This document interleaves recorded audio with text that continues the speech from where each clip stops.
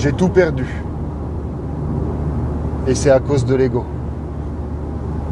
Je vais t'en parler un petit peu.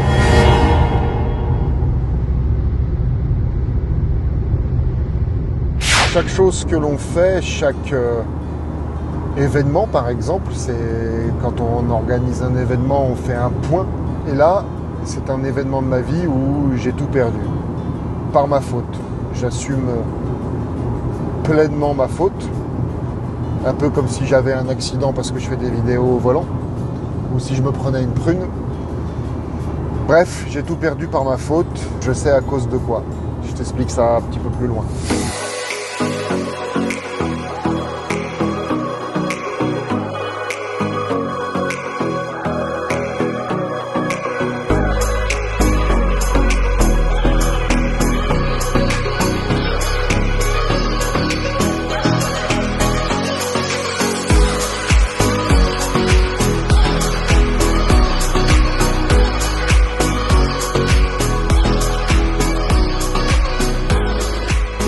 En fait, j'ai une école de catch, ou j'avais une école de catch en Haute-Savoie. Concept, valeur ajoutée, hébergement pendant une semaine, nourri, logé, demi-pension. Et puis une salle à Lyon, mais en dojo. Un dojo, c'est là où on fait du judo, du karaté, etc. Et donc ça a été ouvert depuis 2013. L'école par elle-même ouverte en 2011. La salle, les stages, en fait,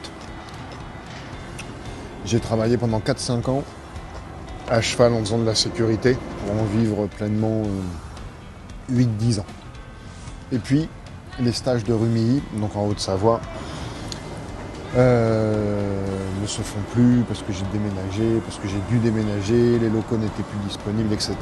Et du coup, j'ai voulu réadapter mon business à Lyon même. À savoir que pendant ces 8-9-10 années, j'ai fait des formations longues pour devenir catcheur. T'es prêt ? Ouais. J'axe ma pédagogie aussi autour du développement personnel. J'en ai deux qui ont monté leur propre structure de catch. Je sais pas, j'ai eu 500 élèves, 600 élèves sur cette formation, je sais plus. Il y en a plein, qui sont devenus catcheurs, qui catchent, qui ont catché ou qui catchent. En France, en Europe, au Canada, il y en a qui sont passés au Japon, aux États-Unis, enfin bref, voilà. Et donc j'ai décidé à tort que Lyon, c'était mon territoire, par ego. D'ailleurs, j'ai même fait des shows qui s'appellent SPQR, comme le glaive, l'impérial glaive romain, baf, qui se met dans le sol pour dire je suis chez moi. Mais en fait, j'ai eu la stupidité de me mettre en concurrence avec les propres gars que j'avais formés. Simultanément à ça, il y a d'autres structures de catch qui ont émergé, des plus jeunes.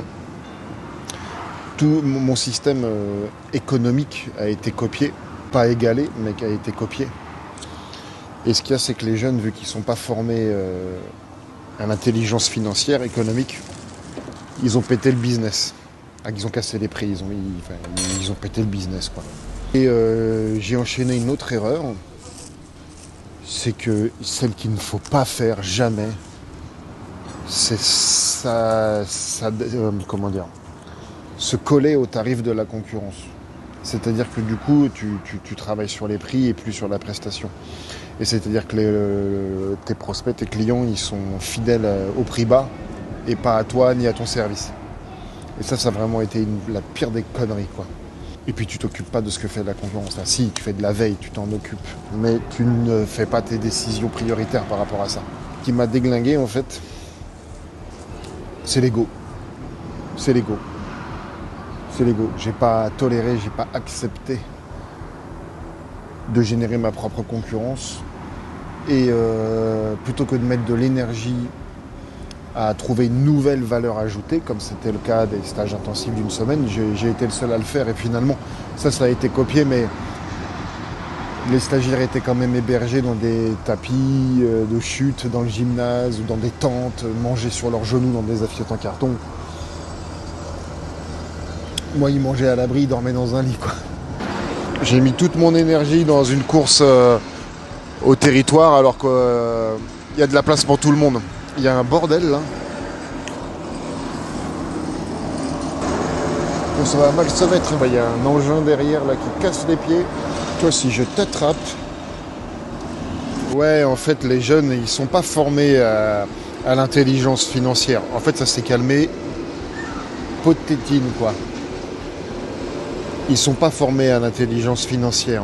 En fait, là où j'ai compris que c'était mort, c'est que j'ai des confrères qui ont organisé un stage avec une ancienne gloire, avec Tajiri, une ancienne gloire du catch américain qui travaillait dans l'équivalent de la Ligue 1 du catch, quoi, la WWE.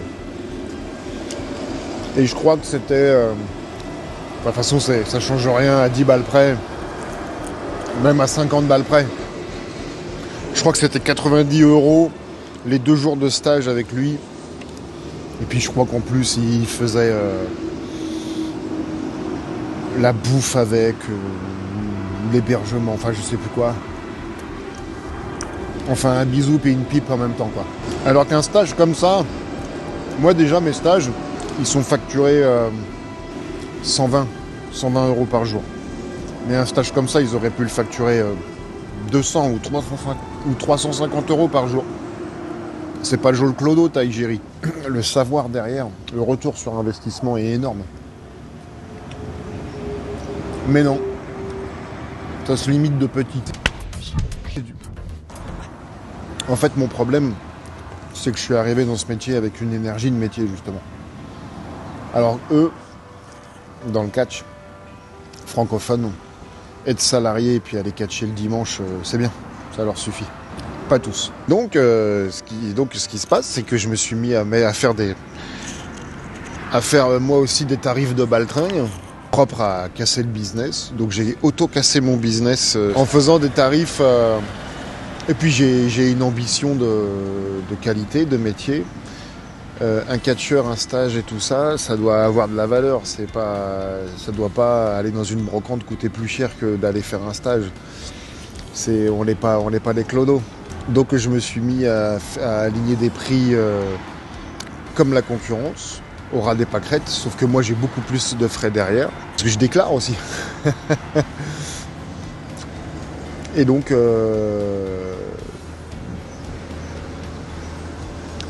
voilà, ça s'effondre. Donc un peu plus tard dans la vidéo, je vais revenir à une conclusion et puis à l'après. Et puis donc la salle de Lyon, effectivement, est inadaptée également en dojo parce que j'ai également des confrères qui font des cours sur ring et qui font, je sais pas, 15 ou 20 € les 3 heures. Mais autant les donner, quoi. Autant les donner. Mais eux, ils ont un boulot à côté, donc ça va, ils s'en fichent. L'important, c'est d'exister, c'est de s'amuser, en fait. Amusez-vous bien. Et puis, à l'époque, j'étais le seul en Rhône-Alpes. L'ego, voilà, encore une fois l'ego. Ah, je me suis braqué plutôt que de chercher à collaborer. Et en fait, quelque chose de très, très, très important, c'est de faire le point. De faire ce qu'on appelle le suivi de tes actions. D'être honnête avec toi. J'ai réussi parce que la plupart des gens ne savent pas pourquoi ils réussissent, c'est comme ils ne savent pas pourquoi ils échouent. Hein. Donc si tu réussis, tu sais pourquoi tu as réussi. Et si tu échoues, il faut analyser pourquoi tu échoues.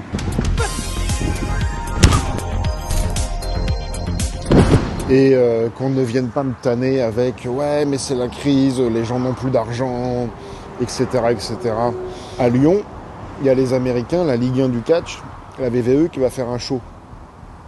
Et il y a plein de gens qui mettent 500 balles, 1000 balles, 900 balles, 1700 balles. J'ai un de mes élèves, il a mis 2700 € pour aller regarder les Américains pour 2 jours de divertissement. Ou 1700, enfin de toute façon c'est aberrant. Avec 1700 €, tu te finances au moins une bonne partie de belles études pour faire de belles choses, pour réussir ta vie. Là, le thème, c'est le catch. Avec 1700 €, tu te payes une belle formation avec mes partenaires au Canada pour devenir catcheur professionnel, avec une chance très très très très concrète, si t'es bon, d'aller catcher pour la TNA, qui est donc une structure de catch de premier plan mondial. La crise à la Mondo. En fait, ce qu'il faut devenir, et ça a été le cas pour l'école de Catchaya, il y a eu du prestige. Moi, j'avais mon objectif, c'était de devenir l'école numéro 1 de catch. En francophonie, ça a été le cas. Parce que je me suis aussi allié avec les plus grands catcheurs qui étaient coachs. Donc j'étais devenu la place to be, la place où il faut être. Et j'ai pris beaucoup de retard à cause de l'ego. Les confrères ont fait des super produits, font des super produits. Je sais plus ce que je voulais te dire. Stéphane, je peux toucher la ceinture? Non. Moi, mes stages, ils coûtaient 600 balles. D'une semaine, demi-pension, etc. Donc il y a, en fait, la valeur perçue, ça dépend de chacun. 600 balles avec un coach international, etc., etc. On allait faire de la sémiologie de match dans une salle de spectacle où il y avait un écran pour être projeté. Ça comprenait également la salle de muscu. Donc il y a certains pouces mégots qui trouvaient que c'était cher. Puis il y en a qui disaient que c'était pas cher. Donc ça, la valeur perçue, c'est autre chose. Voilà, j'ai pris conscience des causes de mon échec. Je me suis concentré trop sur l'ego, de vouloir rester numéro 1. C'est beaucoup plus facile de commencer que de continuer. Et puis, quand tu n'es plus le numéro 1, il faut s'adapter. Je ne me suis pas vraiment adapté. Et donc, dans chaque échec, il y a forcément toujours quelque chose de positif. Tu apprends de chaque échec et chaque échec t'invite à ne pas recommencer. Normalement. La vie est une boucle. Donc, je retourne à la case départ. Pour assurer le quotidien, du coup, je retourne en sécu là pendant quelques mois. Ça fait mal au bide, mais c'est bon pour la gueule. Et puis toujours des prestations de chef de projet en événementiel. Bon, alors, pour le coup, c'est beaucoup mieux payé.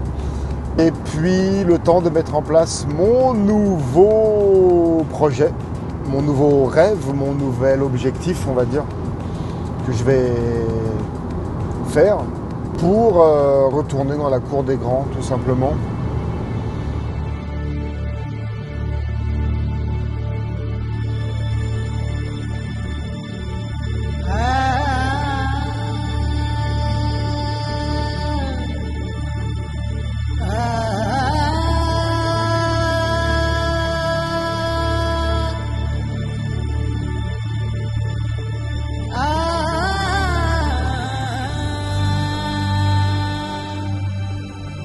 Ouais, je vais prendre un café là.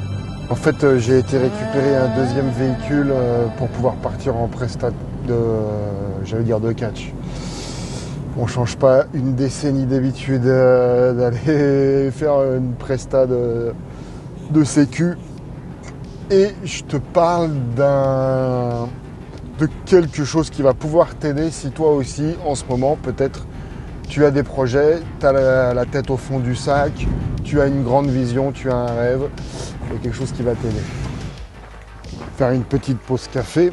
Ouais, je voulais te parler d'un super livre qui vient de sortir, le dernier livre d'Arnold Schwarzenegger qui va, mais mon Dieu, t'inspirer, comme je te disais, si toi aussi tu as une grande vision, tu veux rester motivé pour aller au bout de ton projet.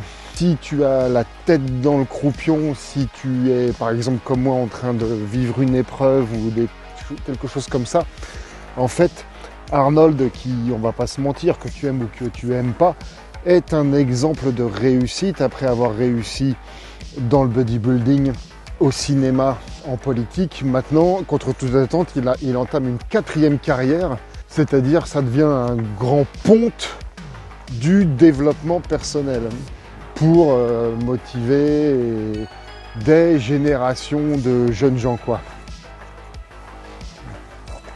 Donc son livre, Useful, 7 principes pour avoir une vie meilleure, est une dinguerie de motivation. Donc alors effectivement, on va régrener à certains moments des fondamentaux, évidemment, comme avoir une grande vision, rester focus, etc.